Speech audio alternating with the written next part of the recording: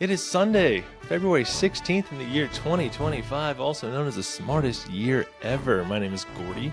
Today we're talking about holidomes.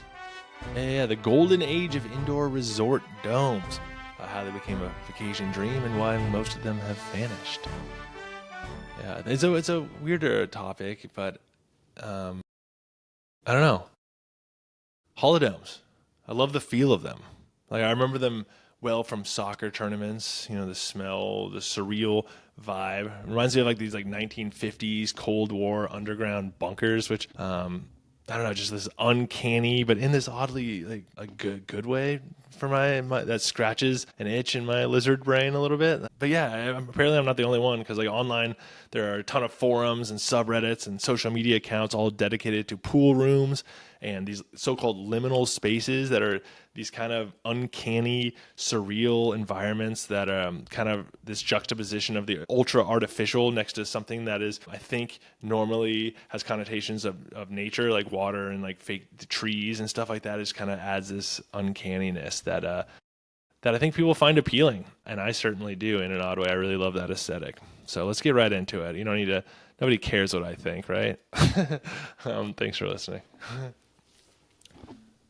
If you've ever jumped into an over-chlorinated indoor pool next to a fake palm tree, congratulations, you've lived the Holidome dream.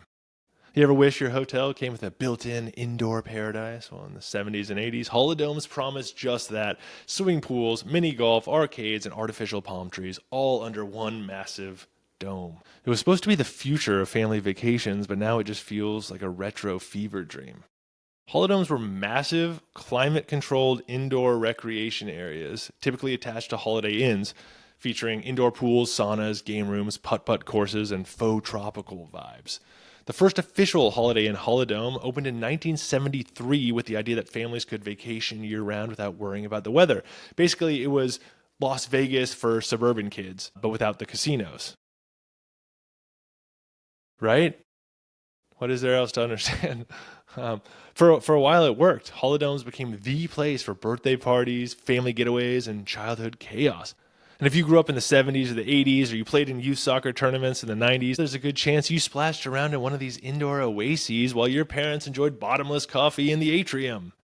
But by the late 90s and the early 2000s, holidomes started vanishing. The problem? They felt increasingly dated, and families wanted real vacations, not just an indoor pool next to a hotel lobby.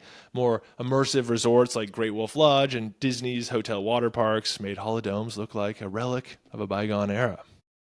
But I think that was part of the charm. Today, most holidomes have been demolished, renovated, or abandoned, but the nostalgia lives on. Some people still swap childhood holidome stories. I know I do. I actually have some funny stories that have taken place at holidomes. And like I mentioned up top, the internet seems to agree. Old postcards of these futuristic vacation bubbles have become odd little collectibles, stuff like that. So there you have it. Holidomes were supposed to redefine travel, but instead, they become the ultimate childhood time capsule. One part paradise, one part hotel pool with way too much chlorine, but also probably a necessary amount of chlorine. I don't think anyone is like, less chlorine in those holidome pools.